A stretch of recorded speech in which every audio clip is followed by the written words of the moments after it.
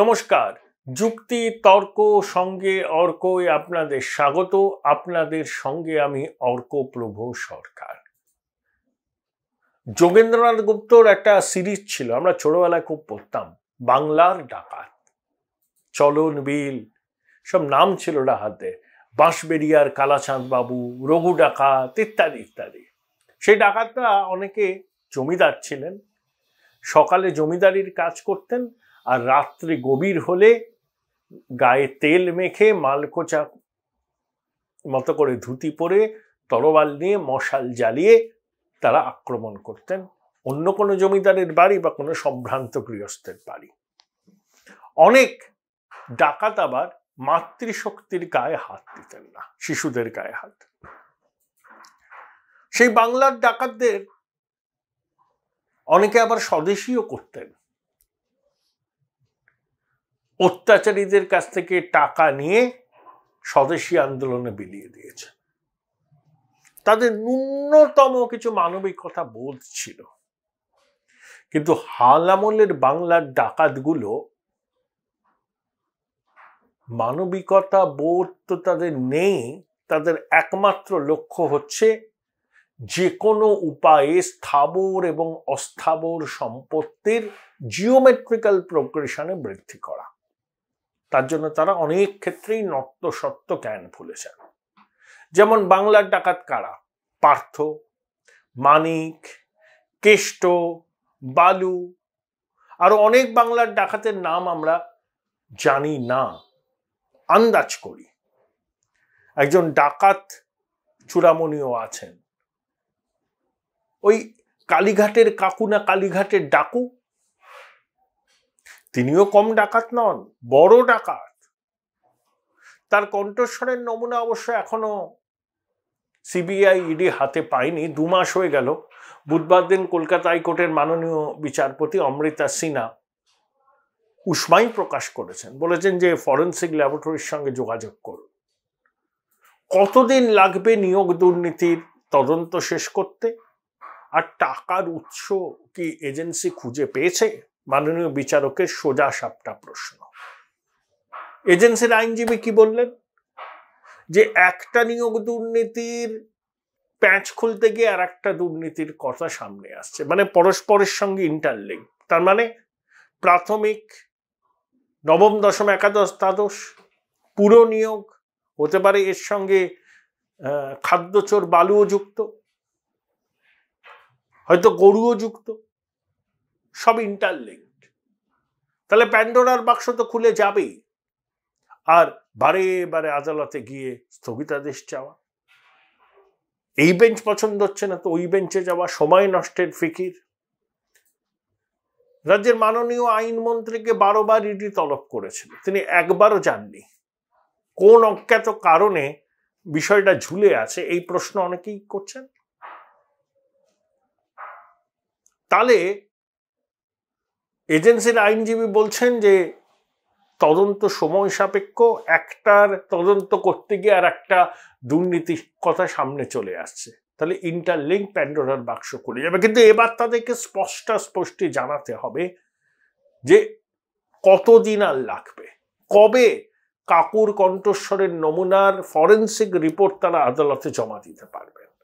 মুখ্যমন্ত্রী বললেন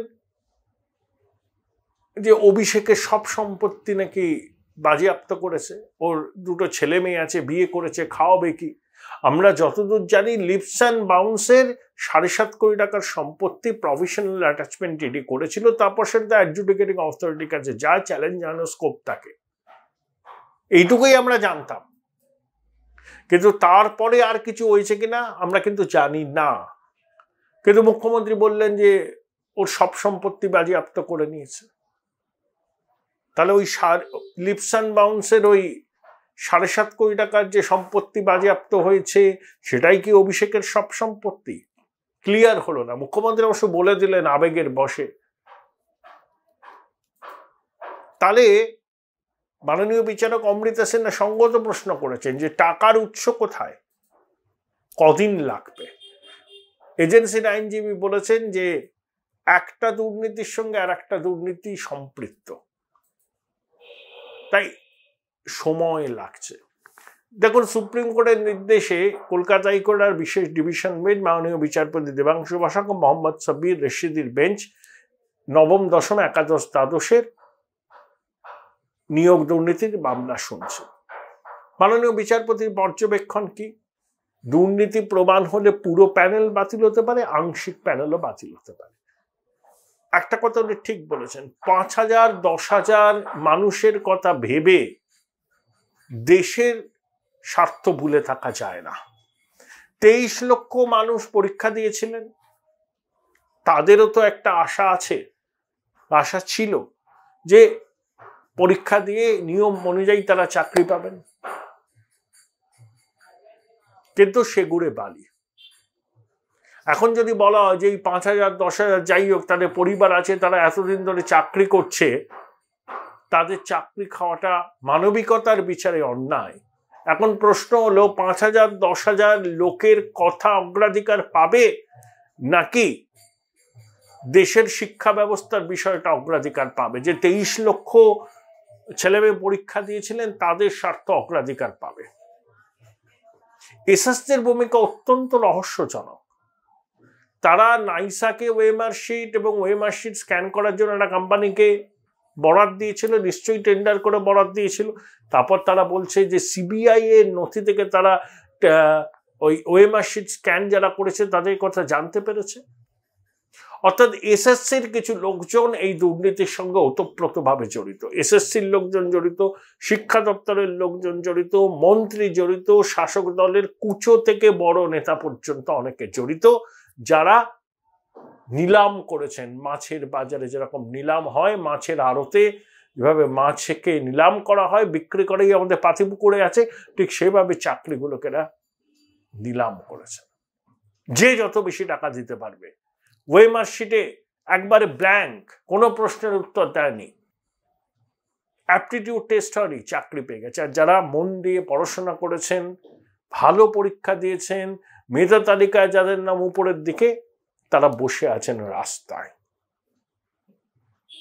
এখন এই ডাকাতগুলো এখনো বুক ফুলিয়ে ঘুরে বেড়াচ্ছে, কিন্তু বেশি দিন পারবে না। মিলিয়ে নেবেন, ধর্মের কল কিন্তু বাতাসে নড়ে। কেউ কি ভেবেছিল কেষ্ট তিহারে গড়াগড়ি খাবে? কেউ কি ভেবেছিল যে পার্থর প্রায় 2 বছর হতে চলল জেলে থাকার মেয়াদ? কেউ কি ভেবেছিল প্রবল প্রতাপশালী বালু জেলে থাকবে? শিক্ষা দপ্তরে এতগুলো কর্তা জেলে থাকবে? এত প্রভাবশালীকে তলব করা হবে? কেউ কি ভেবেছিল? হয়েছে তো, আদালতের নির্দেশে হয়েছে। এবং কলকাতা হাইকোর্টের মাননীয় বিচারপতিরা একটা জিনিস স্পষ্ট করে দিয়েছেন, তাদের দুর্নীতি বিরোধী অবস্থান কিন্তু জারি থাকবে। অভিজিৎ বাবু যে যাত্রার সূচনা করেছিলেন, কলকাতা হাইকোর্টের অন্যান্য সম্মাননীয় সব বিচারপতি আমাদের সমাজটাকে এই কলঙ্ক মুক্ত, চোর মুক্ত করার উদ্যোগ নিয়েছেন। কিন্তু তারা তো দেশের আইন অনুযায়ী রায় দেবেন, এবং সেই রায় দেওয়ার আগে প্রমাণ লাগবে। প্রমাণটাকে সংগ্রহ করতে হবে এজেন্সি। হ্যাঁ, এজেন্সির কিছু অফিসারের মধ্যে ল্যাকাডেজিক্যাল অ্যাটিটিউড আছে, তাদের অনেকের ভূমিকা সিজারের পত্নীর মতো সব সন্দেহের ঊর্ধ্বে নয়, কিন্তু এজেন্সির সিংহভাগ আধিকারিক কিন্তু প্রফেশনাল এথিক্স মেনে কাজ করে, এবং তাদের কাজ করতে প্রতি পদে পদে বাধা দেওয়া হচ্ছে। সিবিআই এর তদন্তের প্রাইমারি কনসেন্ট রাজ্য প্রত্যাহার করে দিয়েছে। 5ই জানুয়ারি সন্দেশখালীতে শেখ শাহজাহানের বাড়িতে ইডি যখন গেল, ইডির অফিসাররা, জওয়ানরা মারধরের মুখে পড়লেন। যদিও বুধবারের রাত থেকে সন্দেশখালীতে ইডি একেবারে চিরুনি তল্লাশি করছে, কেন্দ্রীয় বাহিনী ঘিরে রেখেছে। শাহজাহানের মাছের ব্যবসার সহযোগীদের জিজ্ঞাসাবাদ করা হচ্ছে। আদালতের দ্বারস্থ স্থগিতাদেশ নিয়ে তদন্ত প্রক্রিয়ার উপরে প্রশ্নচিহ্ন তুলে দিচ্ছেন প্রভাবশালীরা। তার মধ্যে দাঁড়িয়েও সিবিআই এবং ইডি যে কাজ করছেন, আমি তাদের সন্তুষ্ট বলতে পারবো না, আরো অগ্রগতি হওয়া বাঞ্ছনীয় ছিল, কিন্তু অনেকটা হয়েছে, এটাও মানতে হবে। এই জন্য পার্থ মানিক, কেষ্ট, বালু সব জেলে। তবে সিবিআই ইডির সব আধিকারিকের নিষ্ঠা সিজারের পত্নীর মতো সব সন্দেহের ঊর্ধ্বে নয়, এটাও মানতে হবে। কিন্তু তা সত্ত্বেও বলি, সুড়ঙ্গের নিচে আলো শেষে আলো দেখা যাবে। কারণ কলকাতা হাইকোর্টের মাননীয় বিচারপতিরা যেভাবে শপথ নিয়েছেন যে একটা দুর্নীতিমুক্ত বাংলা করার চেষ্টা তারা করবেন, তাদের এই প্রচেষ্টা বিফলে যাবে না, এইটুকু আমি আশা করতে পারি। মানুষের আশায় বসতি। তাই বাংলার ডাকাতগুলো আজ না হয় কাল আইনের জালে ধরা পড়বেনই পড়বেন। Join Indian Institute of Hotel Management now. Right choice, right decision.